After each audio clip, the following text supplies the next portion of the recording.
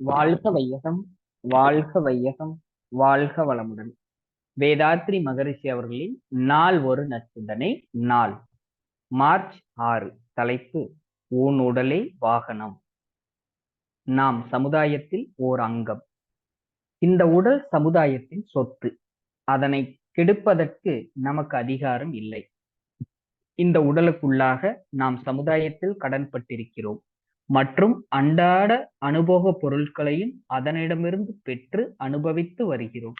இந்த கடனை திருப்பி தரும் வழியே கடமை எனப்படுகிறது. அவர்களது உடல் ஆற்றலையும் அறிவாற்றலையும் அந்தந்த நேரத்திற்கும் சூழ்நிலைக்கும் ஏற்றபடி குறைவில்லாமல் சமுதாய நலத்திற்கு அர்ப்பணமாக செலவிடல்தான் கடமை. உடலை கொண்டுதான் இந்த கடமையை ஆற்ற வேண்டும். உடல் நல குறைவு ஏற்படும் போது, நலிவுற்ற போதும் நம் சமுதாயம் நம்மை கவனிக்க வேண்டி வந்துவிடுகிறது. இதனால் சமுதாயத்திற்கு வரவேண்டிய வரவும் நின்று போய் மருந்தென்றும் உபசரணை என்றும் நம்மால் சமுதாயத்திற்கு இழப்பு உண்டாகிறது.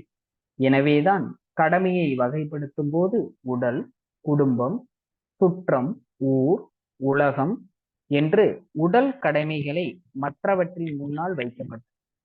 இனி ஆன்மீக நோக்கில் உடல் நலத்தின் அவசியத்தை ஆராயலாம்.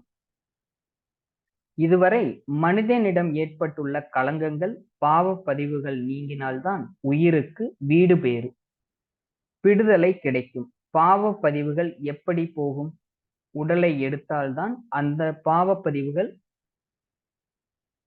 துன்பமாக அனுபவமாகி நீங்கும், அல்லது யோக சாதனைகள் மூலம் நீக்கிக் கொள்ளலாம். அதற்குத்தான் இந்த உடலை உயிர் எடுத்து வந்தது. உயிர் தன் மூலத்தை அறிந்து கொள்ள எடுக்கின்ற முயற்சிக்கும் இந்த உடல் தேவைப்படுகிறது. ஆகவே உடலை உயர்வாக கருதி சீர்கேடு அடையாமல் போற்றி பாதுகாக்க வேண்டும். அப்போதுதான் ஆன்மீக பயணம் தடைபடாமல் இருக்கும். வாழ்க வளமுடன். அன்பான சான்றோர் மக்களே, உங்களுக்கு இந்த உடலை பாதுகாத்துக் கொள்ள அருகில் உள்ள தவ மையங்கள் மற்றும் அறிவு திருக்கோயில்களுக்கு சென்று உடற்பயிற்சிகளை கற்றுக்கொள்ளுங்கள். வாழ்க வளமுடன்.